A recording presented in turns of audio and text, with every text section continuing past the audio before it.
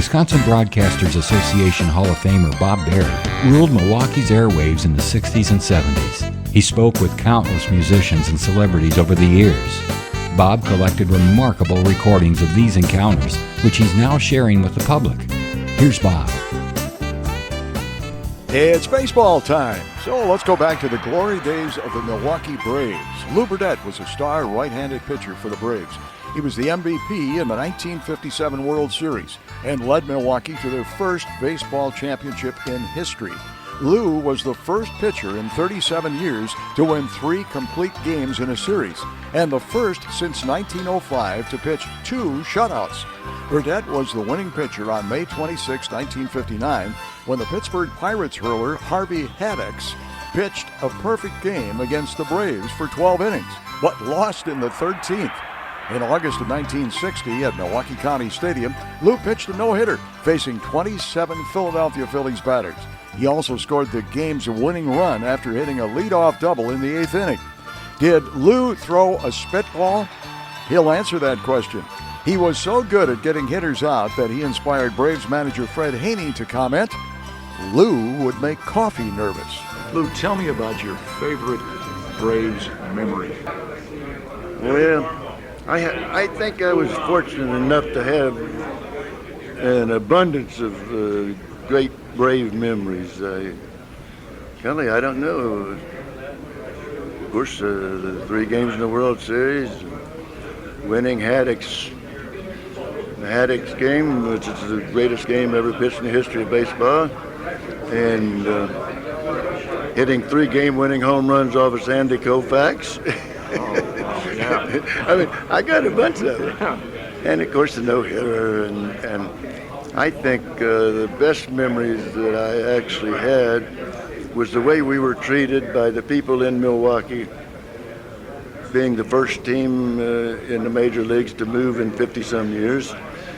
And we were just welcomed with open arms, and it was just wonderful for 5 or 6 years that they were cheering foul balls and everything. And I mean, it was wonderful playing here in Milwaukee the first. Well, after 10 years I was here, I just loved it. What about the umpires? Umpires? Right.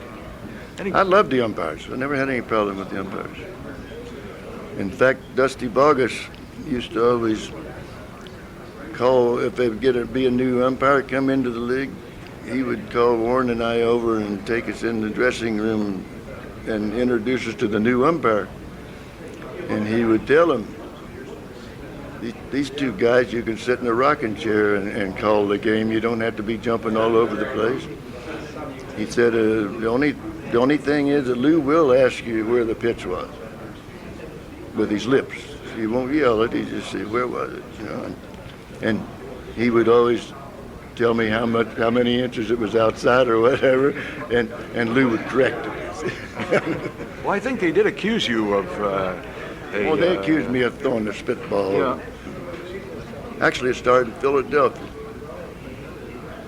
I don't know why, but I know why, because I caused Burley Grimes, the last legal spitball pitcher, was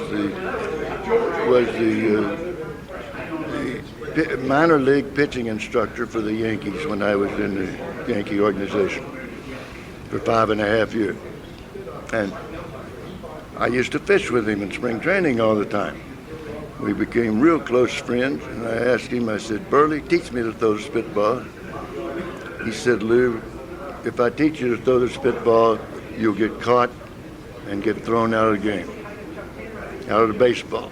I said, "But I'll tell you one thing, if you can make them think you're throwing it and don't," he says, it's just as effective. He said, I got more hitters out when I didn't put anything on my fingers than I did when I loaded one up. He said that as long as hitters are egotistical. He called them from an unmarried group, an unmarried couple. But anyway, hitters are egotistical so-and-sos, you know. And if you can give them an excuse for making an out, you'll jump on it right now and you just wear it out.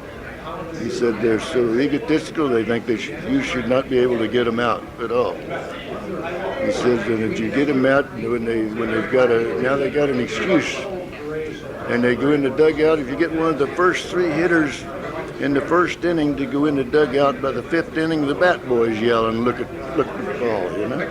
And I really had a ball with that. I mean, I had a real good time. And Warren Giles gave me a clean bill of health. He said umpires say he does not throw a spitball. So then I tried to throw one. And that didn't work. It didn't work that well.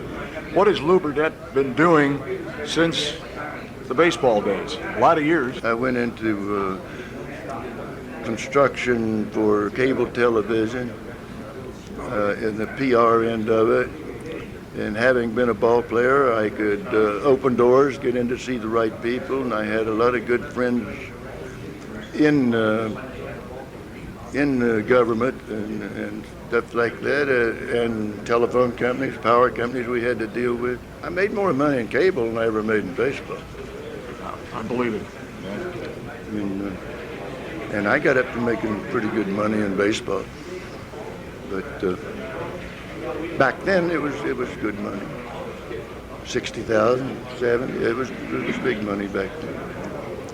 But nowadays, a rookie gets, 250? A little bit different. Yeah. But you could buy a Cadillac for $5,000 too. Yeah, that's right. I mean, it all adds up. Burdette has his sign. Here's the windup. And here's the 0-2 pitch. There's a swing on a high fly ball to right. Come on, Henry. He's got his no-hitter. A perfect no-hitter. There's the catch in the ball game. It's over. Lew Burdette has just pitched a perfect no-hit, no-run ball game to beat the Philadelphia Phillies 1-0. Bob Berry. Thank you for listening to Bob Berry's Unearthed Interviews. Be sure to subscribe and rate our podcast on iTunes or wherever you find your podcasts. You can find all the episodes at WisconsinBroadcastingMuseum.org. Check out Bob Berry's book, Rock and Roll Radio Milwaukee. Book sale proceeds support Angels Kids Fund and Donate Life Wisconsin. The preceding program was made possible by a generous contribution from Terry Vaughn.